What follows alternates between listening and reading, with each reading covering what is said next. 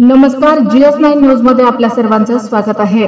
आताची सर्वात मोठी ब्रेकिंग, नवा जन्म नोंदणी प्रकरणाची चौकशीसाठी विशेष तपास पथक मालेगावात दाखल। धुळे प्रतिनिधी गोकुळ देवरे। मालेगावात जन्म नोंदणी प्रकरणात रोहिंग्या आणि बांगलादेशी नागरिकांच्या उपस्थितीबद्दल भाजपाचे नेते किरीट सोमय्या यांच्या आरोपानंतर स्थापन करण्यात आलेल्या SITच्या तपासादरम्यान अनेकांना अटक करण्यात आली आहे। अनेकांना जामीन मंजूर झाला आहे, पण बहुतांश अजूनही तुरुंगात आहे। आज पहाटे मालेगाव महापालिकेचे कर्मचारी अब्दू तवाफ शेख यांच्या घरावर ईडीने छापा टाकला, तेव्हा या संवेदनशील प्रकरणाला आज महत्त्वाचे आणि खळबळजनक वळण मिळाले। अब्दू तवाफ शेख हा रौनक आबाद येथील गल्ली क्रमांक 7 येथील रहिवासी आहे। मिळालेल्या माहितीनुसार संध्याकाळपर्यंत ईडीची कारवाई सुरू होते। सूत्रांनी दिलेल्या माहितीनुसार ईडीच्या आणखी एका पथकाने महापालिकेची महिला कर्मचारी गजला शेख यांच्या घरावरही दार ठोठावले। तथापि काही कागदपत्रांमधील नावांच्या स्पेलिंग मध्ये तफावत असल्याशिवाय या प्रकरणात SITला अद्याप कोणतेही ठोस पुरावे मिळाले नाहीत।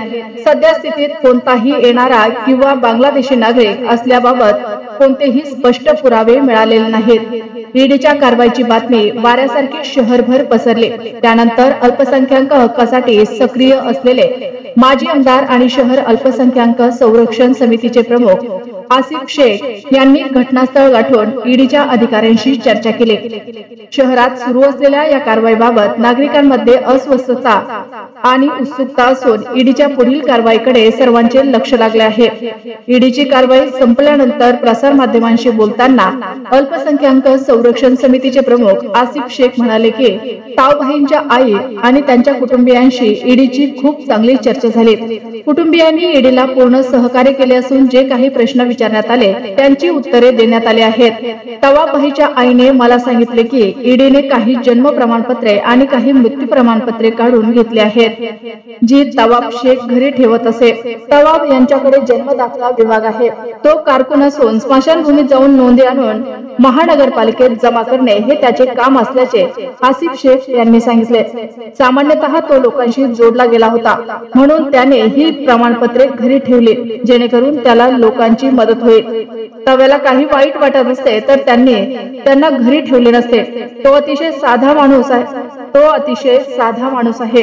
बरे, ईडीचे जे अधिकारी आले त्यांनी अनेक जन्म दाखले वगैरे घेतले, तपास केला, पंचनामा केला। आता ईडी पुढे काय पावले उचलते हे पाहायचे आहे। आमची नजर त्यांच्या प्रत्येक पावलावर असते। ईडी कोणतीही कायदेशीर पावले उचलेल। अल्पसंख्याक संरक्षण समिती, डिग्निटी साहब, अधिवक्ता अजीम खान साहब, अधिवक्ता तौसिफ साहब, अधिवक्ता आरिफ साहब आणि आपण सर्व मिळून त्यावर चर्चा करू। ईडीने काही कायदेशीर कारवाई केल्यास आम्ही कायदेशीर लढा देऊ।